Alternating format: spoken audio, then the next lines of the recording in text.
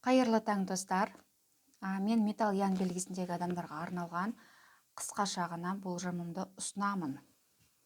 Жалпы сәуір айында ағаштың элементі және де ұлу келіп тұр екен. Бұл ақшаны және ресурс элементін білдіреді.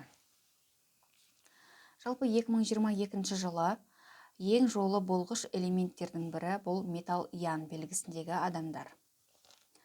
Жалпы қандайда бұл айда қандай да бір жұмысты қолға алатын болсаңыздар, қолыңыздан келеді. Дәстүрлі емес білімді оқып алуға қолайлы. Бір дәрігерлік тексеруден өтесіздер. Мүмкін ол тіс дәрігері болуы мүмкін, немесе косметолог болуы мүмкін, енді салонға баруларыңыз мүмкін, енді әртүрлі осындай дәрігерлік тексеруден өтетін боласыздар. Үйлеріңізге заттар сатып аласыздар. Жалпы өздеріңізге көңілдеріңіз толады.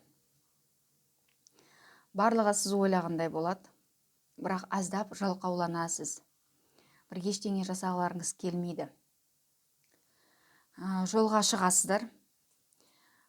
Көрші қалаға немесе басқа да мемлекеттерге баруларыңыз ықтимал. Әлеуметтік желіде онлайн жұмыс жасауға бір керемет кезеңдердің бірі.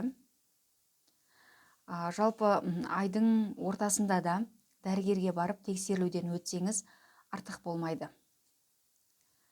Көп ойланудың қажеті жоқ. Егер көбірек ойлансаңыздар, денсаулықтарыңызға әсер етеді. Ауырып қалуларыңыз мүмкін.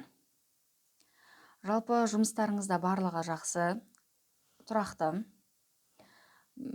Қосымша жұмыстан бір бас тартқыңыз келіп тұр. Қосымша жұмыс маған керек емес, менде осы айлығым жетеді деген сияқты әңгіме айтатын боласыздар. Сондай бір әңгіме болады. Премия немесе мемлекеттен ақша, немесе басқа біреулерден ақша алуларыңыз мүмкін.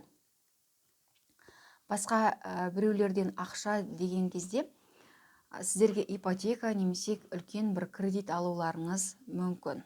Жалпы бұлайда сіздерде барлығы сәтті болады, стабильны болады, тұрақты болады. Еңбектеріңіздің жемісін жейтін кезеңде тұрсыздар. Ал менің қысқаша ғана болжамым осындай. Барлығы жақсы болады. Сау болыңыздар.